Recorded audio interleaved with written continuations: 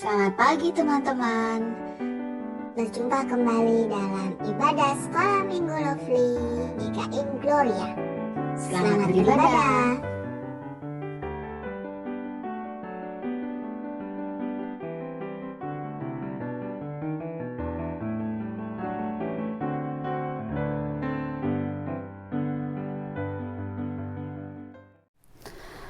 Selamat hari Minggu adik-adik, selamat beribadah. Yuk sebelum kita angkat pujian, kita berdoa bersama-sama. Mari kita berdoa. Bapa di dalam surga, pada pagi hari ini kami bersyukur atas penyertaan Tuhan, atas berkat yang Tuhan berikan kepada kami. Kami boleh beribadah bersama-sama, boleh memuji, memuliakan nama-Mu, dan boleh mendengarkan kebenaran firman Tuhan. Pimpin kami Tuhan, agar kami lebih sungguh-sungguh untuk memuji, memuliakan nama-Mu. Terima kasih, hanya dalam nama Tuhan Yesus Kristus kami berdoa dan bersyukur. Amin. Yuk adik-adik, kita angkat satu pujian. Tuhanlah kekuatanku dan mazmurku. Mari kita sama-sama mengangkat pujian ini.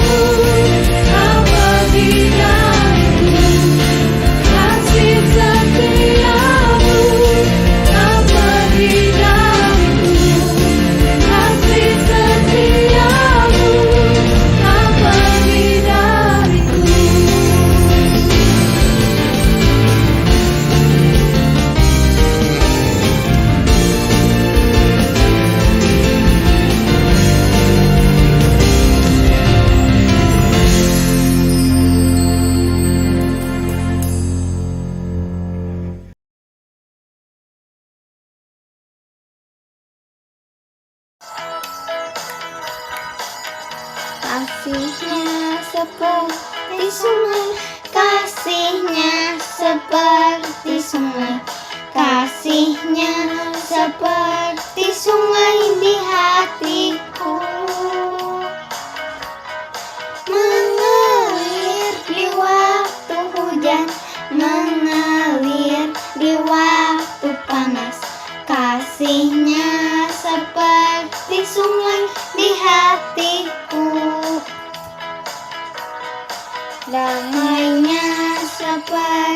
sungai, damainya seperti sungai, damainya seperti sungai di hatiku. Mengalir di waktu hujan, mengalir di waktu panas, damainya seperti sungai di hatiku. Berkatnya seperti sungai, berkatnya seperti sungai, berkatnya seperti sungai di hatiku. Mengalir di waktu hujan, mengalir di waktu panas, berkatnya seperti sungai di hatiku. Damainya seperti sungai di hatiku. Kasihnya seperti sungai di hatiku.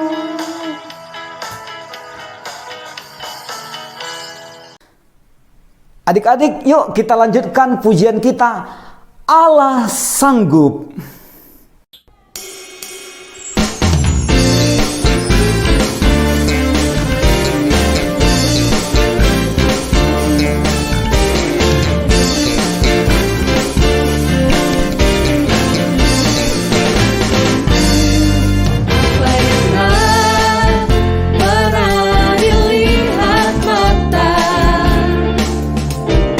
Yang tak pernah didengar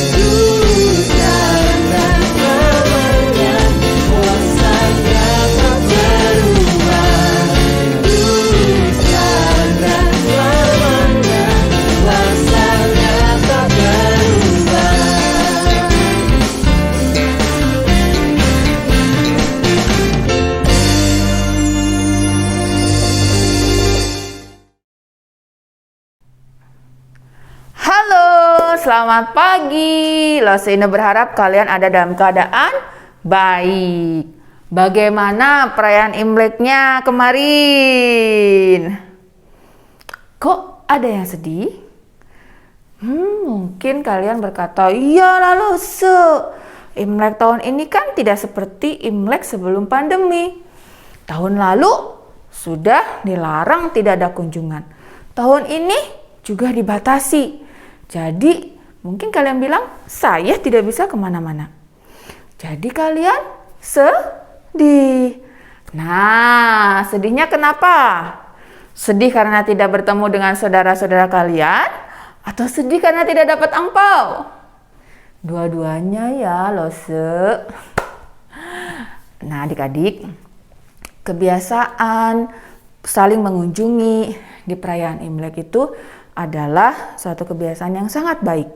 Pada saat perayaan Imlek, biasanya kita dapat saling menyapa saudara-saudara kita. Atau bahkan baru tahulah di perayaan Imlek tersebut bahwa kita memiliki saudara yang banyak sekali. Nah, seringkali kita tidak dapat saling mengunjungi karena kesibukan masing-masing. Nah, hal yang sangat baik memang adalah berkumpul pada saat perayaan hari besar atau misalnya perayaan Imlek kemarin. Tetapi karena situasi dan kondisi saat ini tidak memungkinkan, jadi ya sudahlah ya, kalian tidak perlu sedih kalau tidak bisa saling mengunjungi. Hal yang dapat kita lakukan adalah kita dapat menggunakan teknologi yang ada, yang sudah canggih. Kita dapat menyapa mereka melalui video call, tetap bisa melihat wajah mereka, tetap dapat bertanya kabar mereka, atau bisa juga dapat menggunakan salah satunya adalah Zoom ya. Nah, dengan teknologi yang ada, dengan media yang ada, kita dapat menyapa saudara-saudara kita baik yang ada di Bandung, di luar Bandung, bahkan yang ada di luar negeri.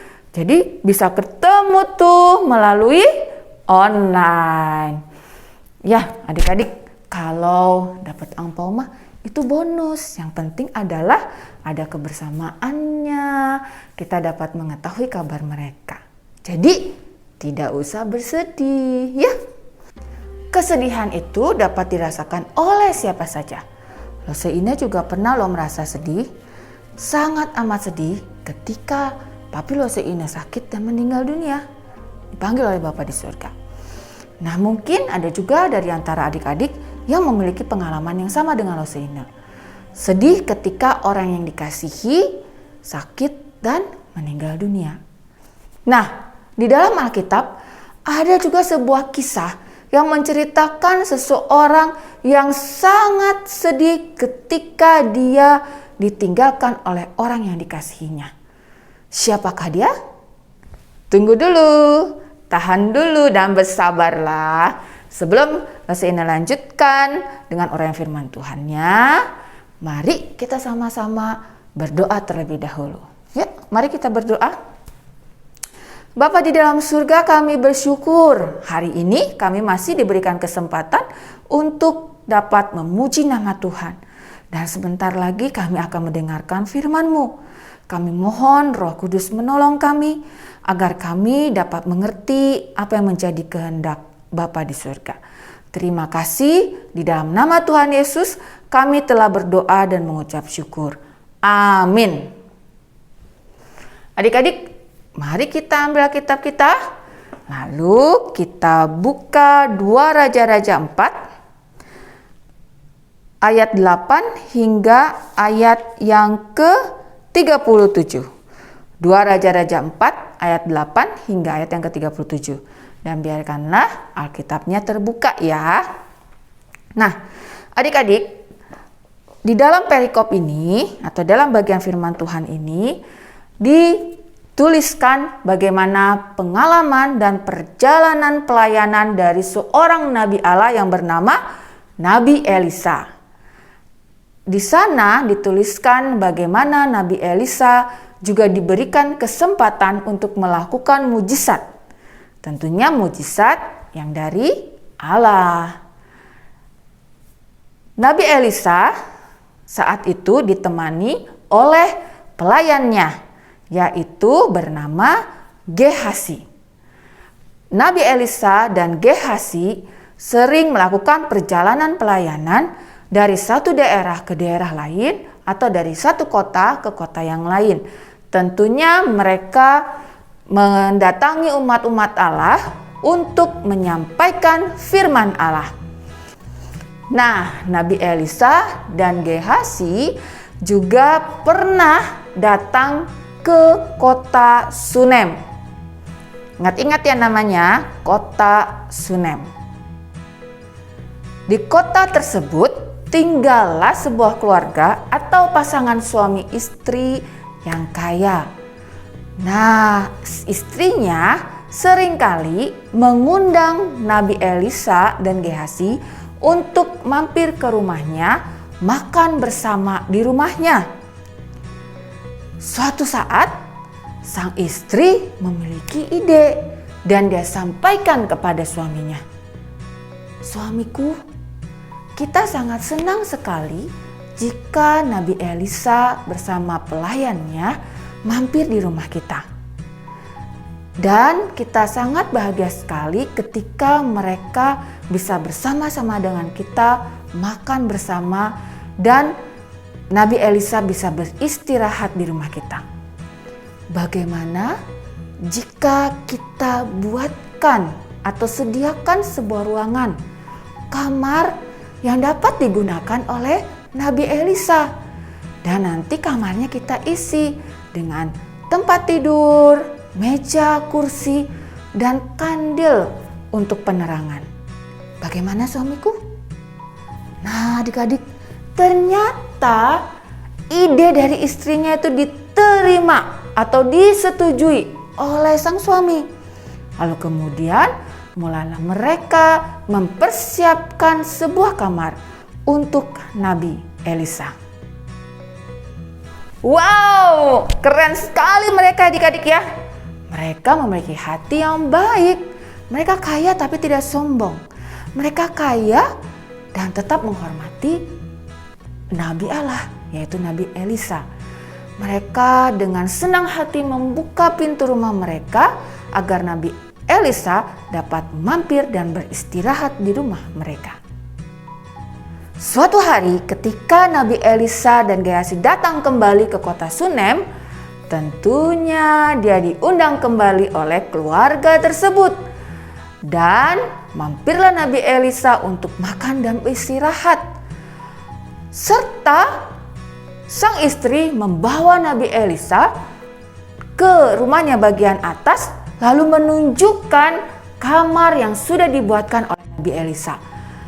Wow, pastinya perasaan Nabi Elisa sangat senang karena dia diperhatikan oleh umat Allah.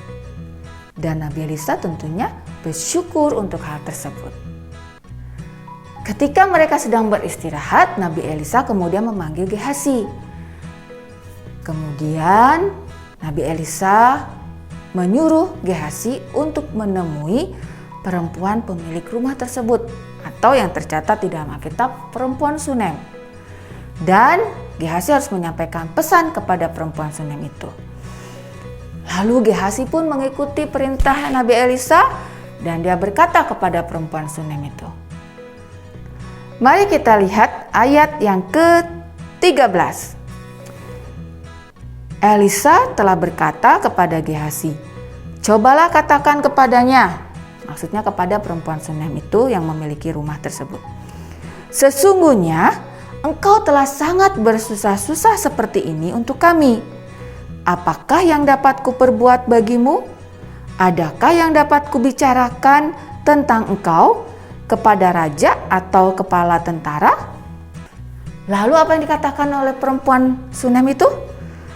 Dia katakan, "Tidak perlu, saya sudah sangat senang tinggal di tengah-tengah kaum saya."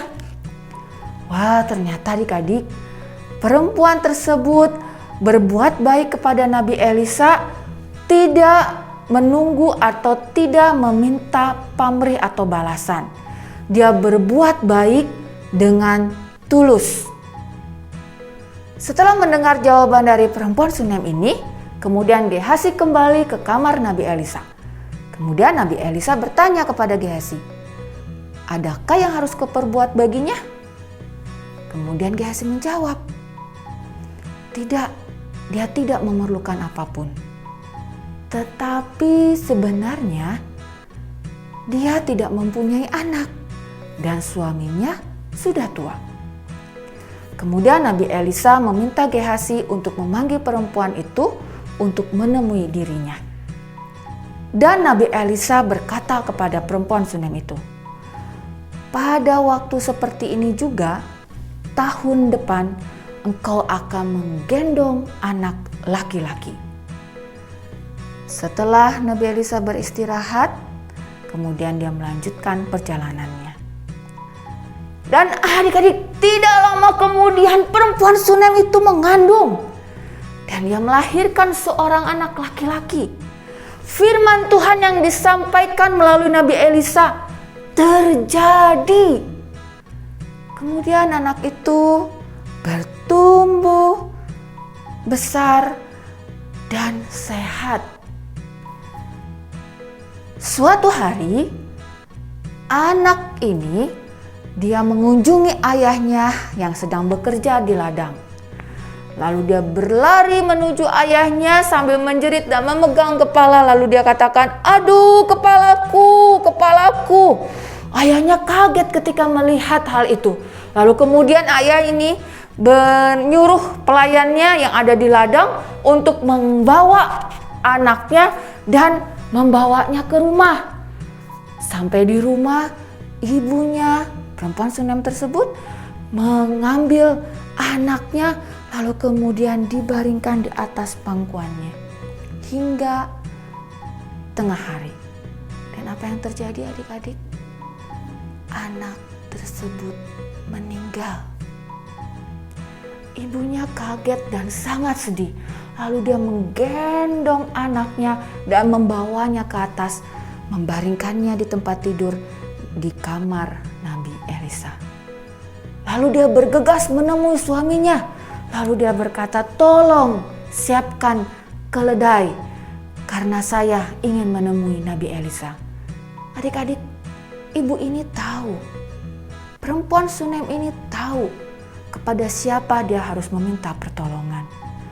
Dia percaya bahwa Allah akan melakukan sesuatu melalui Nabi Elisa. Saat itu, Nabi Elisa sedang berada di Gunung Karmel. Ibu ini melakukan perjalanan dari Sunem menuju ke Gunung Karmel untuk menemui Nabi Elisa. Lalu kemudian ketika dia bertemu dengan Nabi Elisa, dia langsung tersungkur dan berkata, anugerah indah yang telah Allah berikan kepada saya kini sudah diambil. Adakah saya meminta seorang anak laki-laki dari Tuhan? Sudah saya katakan, jangan berikan harapan kosong. Adik-adik, saat itu Nabi Elisa mendengarkan dengan sungguh-sungguh apa yang telah terjadi. Kemudian dia memanggil Gehazi dan berkata, pergilah ke Sunem, bawalah tongkat ini dan taruhlah di atas anak itu. Kemudian Gehazi pun berangkat dengan segera, dia memenuhi perintah Nabi Elisa.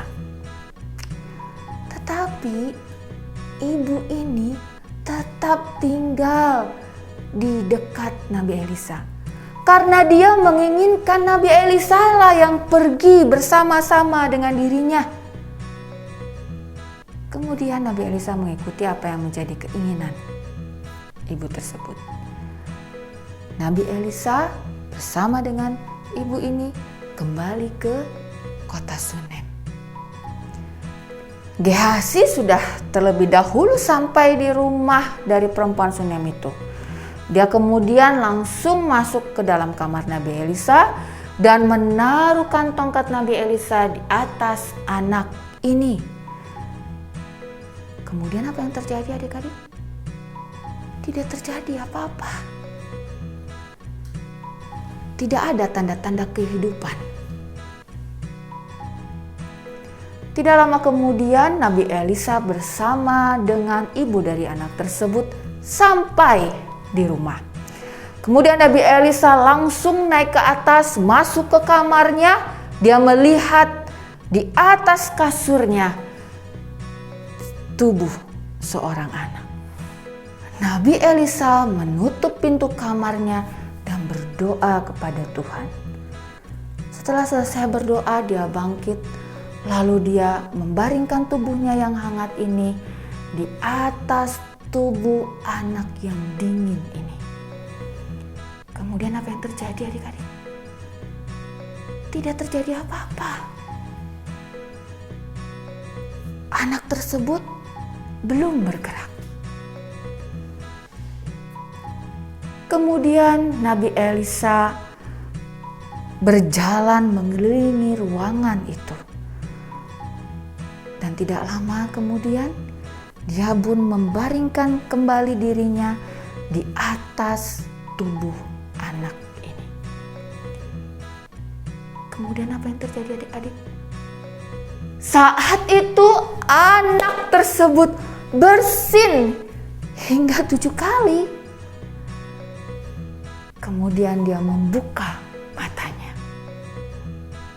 Kemudian Nabi Elisa memanggil Gehazi dan berkata, "Panggillah ibunya. Panggillah dia untuk datang dan mengangkat anak ini."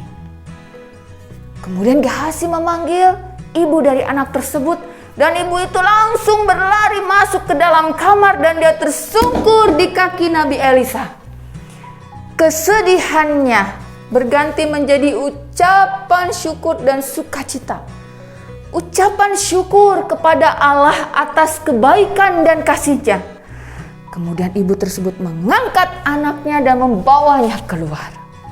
Adik-adik, bagaimana cara Allah menunjukkan kuasa dan pemeliharaannya kepada perempuan Sunem tersebut? Ya, Allah membuat Nabi Elisa mengunjungi rumahnya. Allah memberikan kebutuhan rumah tangga mereka. Ia diberikan seorang anak laki-laki. Kemudian Allah memimpin perempuan itu berhasil untuk menemui Nabi Elisa di Gunung Karmel. Kemudian Allah menunjukkan kuasa-Nya dan pemeliharaannya.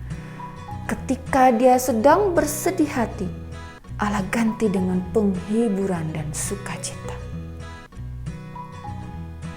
Lalu adik-adik, bagaimana cara Allah menunjukkan kuasa dan pemeliharaannya kepada kalian? Ya, kita bersyukur atas kesehatan yang Tuhan berikan. Kita bersyukur kita masih diberikan kesempatan untuk bersekolah. Kalian bersyukur karena kalian masih diberikan kesempatan untuk mendengarkan firman Tuhan. Kalian bersyukur karena kalian tidak kurang suatu apapun. Kalian tidak kekurangan, kalian masih bisa makan dan minum. Tetapi ada satu hal yang sangat penting yang sudah Allah lakukan bagi kita, yaitu Dia telah mengutus anaknya Yesus Kristus datang ke dunia ini, mati di atas kayu salib, bangkit pada hari yang ketiga. Itu menunjukkan bahwa Dia adalah anak Allah yang hidup, yang sanggup menghapuskan dosa-dosa kita. Saat kita percaya kepada Tuhan Yesus, Ia mengampuni dosa kita dan memberikan kepada kita hidup yang baru. Adik-adik, banyak alasan kita dapat mengucap syukur kepada Allah. Kita dapat mengucap syukur kepadanya atas firman-Nya. Kita dapat mengucap syukur kepadanya atas berkat-Nya. Kita dapat mengucap syukur kepada Allah atas pemeliharaannya. Kita dapat mengucap syukur kepada Allah atas pertolongannya saat kita sedih. Tetapi Tapi hal yang paling penting, kita harus mengucap syukur kepada Allah atas hidup yang baru yang diberikan kepadanya melalui Yesus Kristus. Bagi setiap kita yang percaya kepada Sang Juru Selamat. Amin. Mari kita berdoa. Bapa di dalam surga, terima kasih untuk firman Tuhan hari ini yang mengingatkan kami bahwa Engkau ada ketika kami sedang bersedih. Engkau selalu memberikan pertolongan ketika kami sedang bersedih. Terima kasih untuk firman-Mu hari ini, dan biarlah kami selalu mengingat bahwa Engkau adalah Allah yang setia. Engkau adalah Allah yang selalu menyertai kami. Terima kasih Tuhan, terima kasih. Dan kami bersyukur karena kasih-Mu kepada kami, sehingga Engkau mengaruniakan anak-Mu bagi kami untuk menjadi juru selamat bagi setiap kami yang percaya kepadamu. Terima kasih. Di dalam nama Tuhan Yesus, kami telah berdoa dan mengucap syukur. Amin. Selamat hari Minggu. Tuhan Yesus memberkati. Bye-bye. Adik-adik, hari ini Los Hermanus mau mengajak kita bersama-sama berdoa bagi bangsa dan negara kita. Adik-adik, yuk kita bersama-sama berdoa. Bapa yang bertata di kerajaan surga, kami bersyukur bagi bangsa dan negara kami, yaitu bangsa Indonesia, di mana kami tinggal. Terima kasih Tuhan Yesus buat penyertaan kebaikan Tuhan bagi bangsa dan negara kami ini. Kami berdoa pada hari ini bagi pemimpin negara, Bapak Presiden Joko Widodo dan juga wakilnya Pak Ma'ruf Amin. Kami juga berdoa bagi anggota DPR dan MPR dan juga menteri-menterinya. Kami juga berdoa bagi pemerintahan daerah.